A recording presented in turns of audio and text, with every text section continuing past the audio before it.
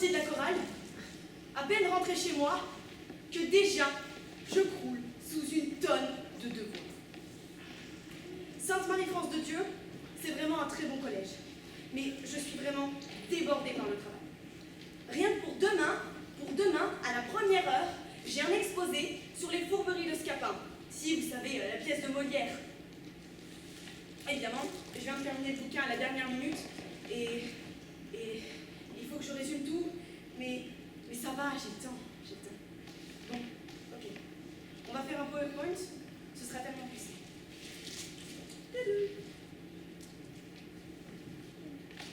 Pour m'aider, je vais prendre des surligneurs. Alors, ce premier surligneur là, ce sera l'amour et l'amitié. Ensuite, le second, ce sera le sang. Allez, vous mettre là. Je vais m'y mettre avant que tout sorte de ma tête. Bon, alors, en premier, on arrive et Octave, il est dans la merde. Oh ciel! Par où sortir de l'embarras où je me trouve? Là, il y a son valet qui arrive et qui dit ah, c'est ton problème, hein, démerde-toi! C'est à toi que vous devez songer avant de vous y jeter. Oh mon pauvre Scapin, je suis perdu, je suis désespéré, je suis le plus infortuné de tous les hommes. Et là, ce qui se passe, c'est qu'il y a Scapin, donc la personne qui parle, Scapin, qui est le valet de Léandre, le pote d'Octave. Il lui dit qu'est-ce qui t'arrive? Qu'est-ce, Seigneur Octave, qu'avez-vous? Qu'y a-t-il? Je vous vois tout troublé. La curiosité me fit pousser Léandre à ce qu'on aille voir ce que c'était. Nous entrons dans la salle, nous voyons une femme mourante, assistée d'une servante qui faisait des regrets, et d'une femme toute fondante en larmes, la plus belle et la plus touchante qu'on puisse jamais voir. En fait, là, ce qu'on vient d'apprendre dans le texte de Molière, c'est que Léandre, pote de Scapin, s'est marié avec meuf de pote. Ils sont liés d'un amour caché, d'un mariage passionné. Octave nous dit également qu'il est allé à un enterrement avec son pote et qu'il a rencontré meuf bonne, dont il est tombé follement amoureux. Le problème, c'est que ça fait 3 jours qu'ils sont mariés. Et son père, qui était parti en voyage, son père n'est pas au courant. Quand il arrive, il veut marier son fils à Géronte. Enfin non, à la fille de Géronte. Je n'aurai jamais fini pour demain. À la fille de Géronte. Géronte, donc, qui est l'amie du père. Et Scapin, il dit, ça passe crème. C'est d'une simplicité banale, voyons. Vous l'avez embarrassé tout pour une bagatelle. Et tu ne saurais trouver dans sa tête, forger dans ton esprit quelques ruses galantes, quelques honnêtes petits stratagèmes afin d'ajuster vos affaires? Là, il y a meuf bonne qui arrive en pleurant au bras d'Octave. Oh, je suis sûr que vous m'aimez, mais je ne le suis pas que vous m'aimiez toujours. Octave la rassure, il lui dit qu'il aimera pour toujours. Je vous aimerai pour toujours, assurément.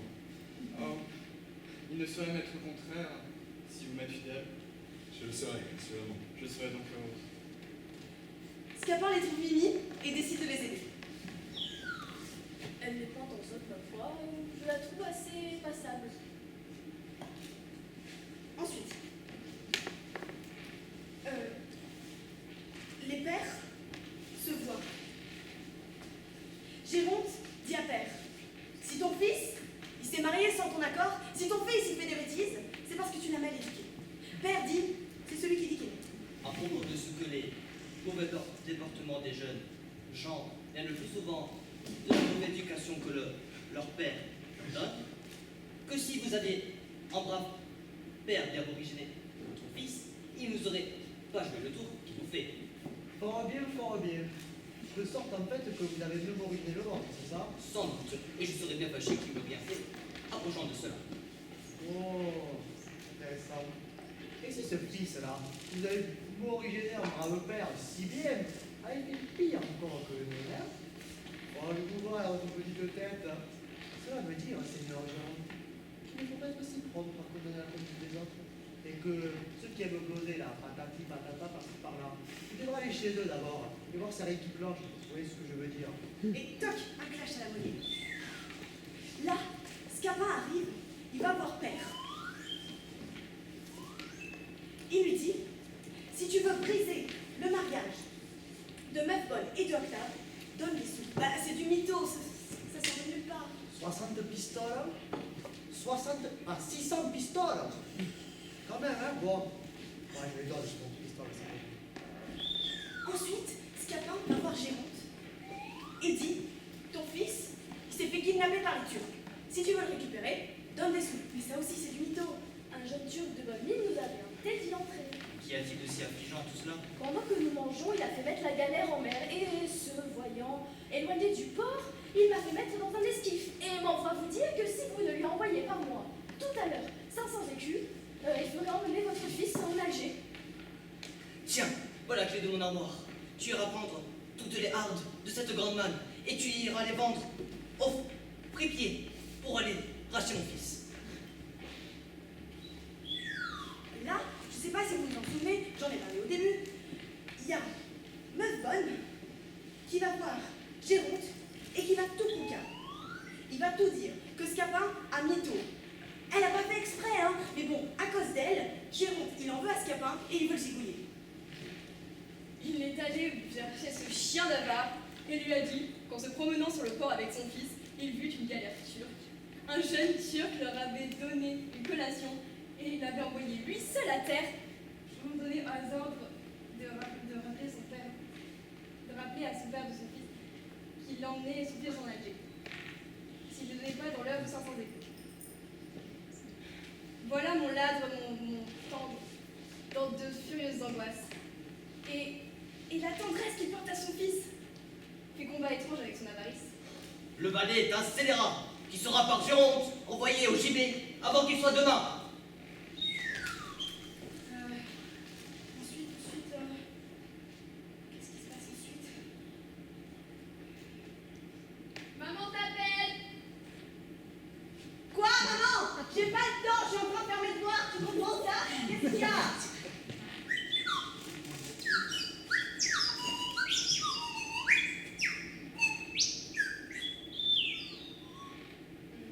Ça va pas.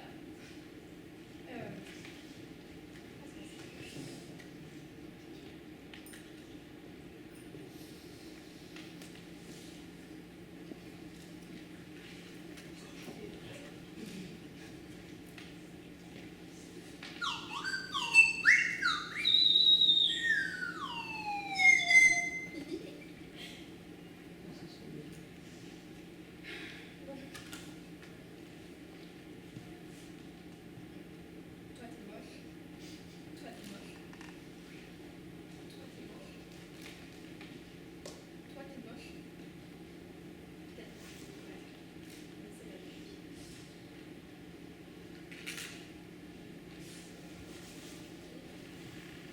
Mais maman, Timéon, il m'a dit que... Mais... Timéon, arrête de fouiller dans mes affaires, va-t'en! Laisse-moi tranquille. J'y aurais pas dit. Si, allez, on y va. Ok, alors, à ce moment-là de l'histoire, on se rend compte que Molière, il nous parlait pas du tout d'avarice, il nous parlait pas du tout de mariage français, mais en fait, depuis le début, c'est un Oedipe gay. Parce que Octave, en fait, il est amoureux de son père depuis le départ. Mon cher Argante, mon cher père, mon cœur n'est donc pas fait comme celui des autres hommes.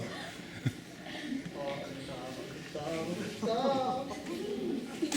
C'est pas ce que vous dites, hein. Et je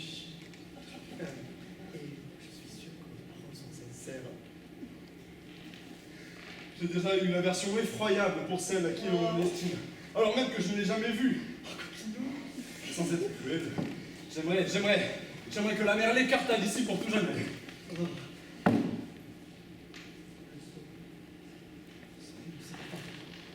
Oh, je serais donc heureux. Ah, moi aussi, c'est ça, avec Attendez, oh, c'est pas bon, wow. Moi aussi. Timéon, t'as encore joué avec mes œuvres. Je vais le dire à maman.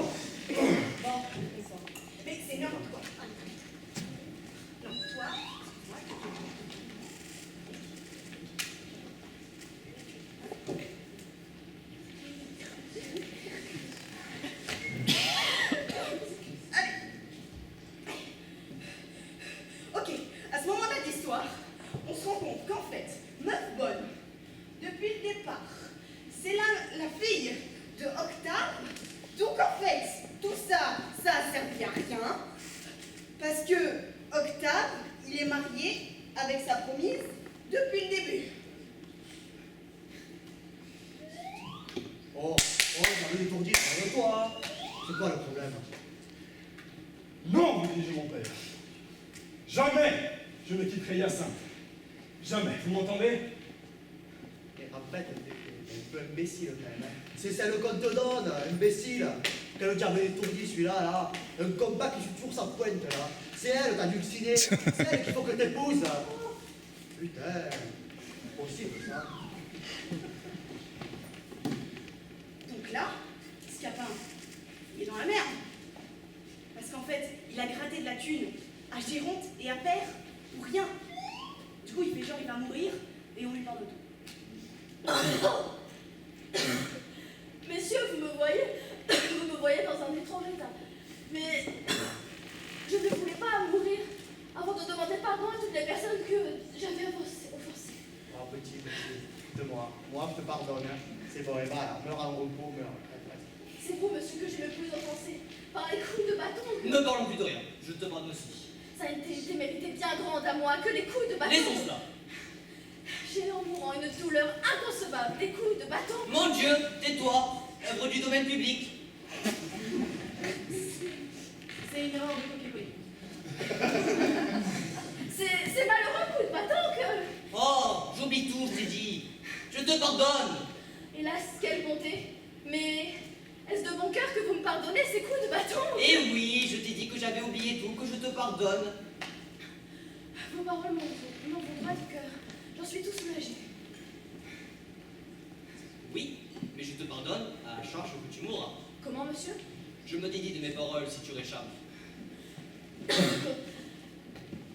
Mes faiblesses me reprennent. Seigneur Géronte, putain, entre nous là.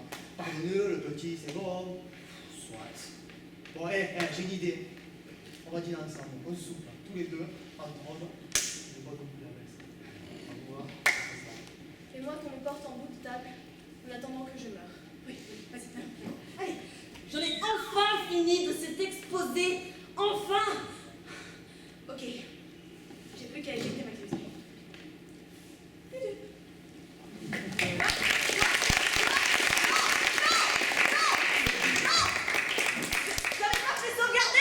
Comment? Non, non.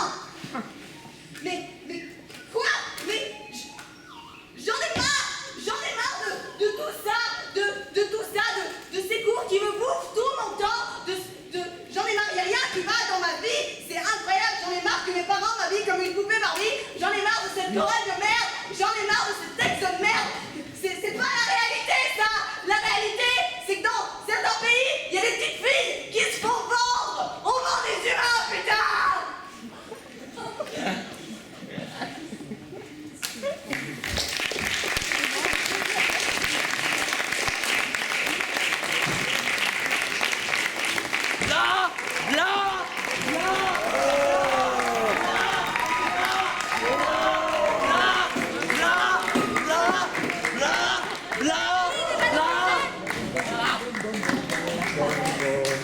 Dans les pays dévalorisés, les filles se font marier de force. Les filles sont un fardeau économique. Les familles pensent protéger leur enfant d'une humiliation par un rapport sexuel hors mariage.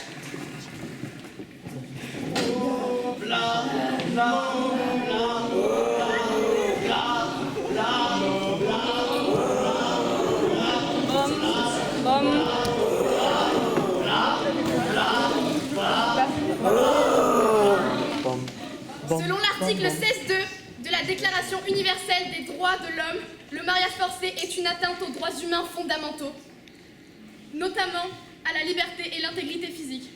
Chaque personne a le droit de choisir son époux ou son épouse.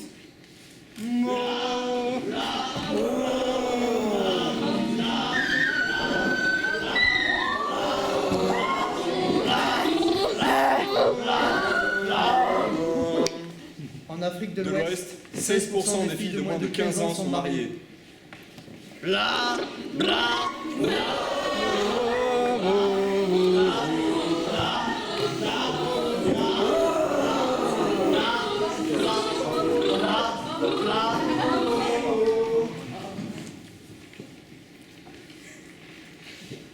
50% des divorces sont causés par un mariage.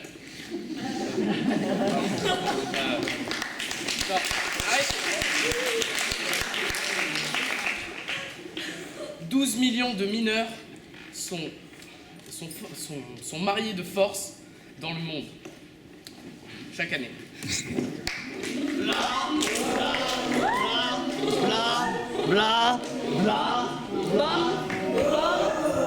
Au Bangladesh, 29% des filles sont mariées avant l'âge de 5 ans, contrairement à la loi qui interdit toute union avant l'âge de 18 ans.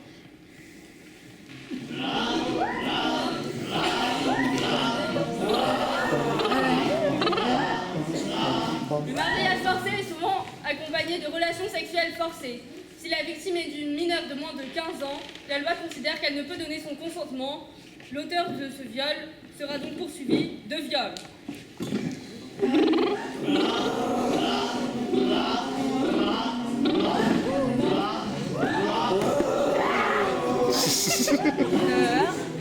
Le nombre de ces mariages est en nette augmentation au sein des populations souffrant de pauvreté, de crise, de problèmes humanitaires ou encore d'un manque d'accès à l'éducation.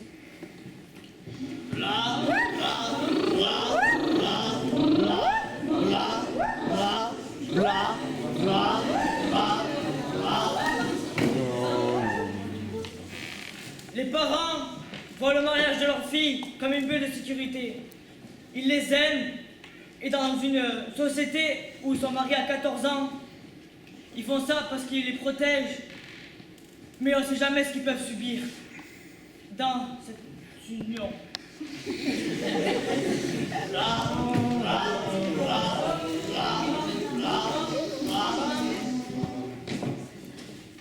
Les lois sont détournées, la réalité est méconnue.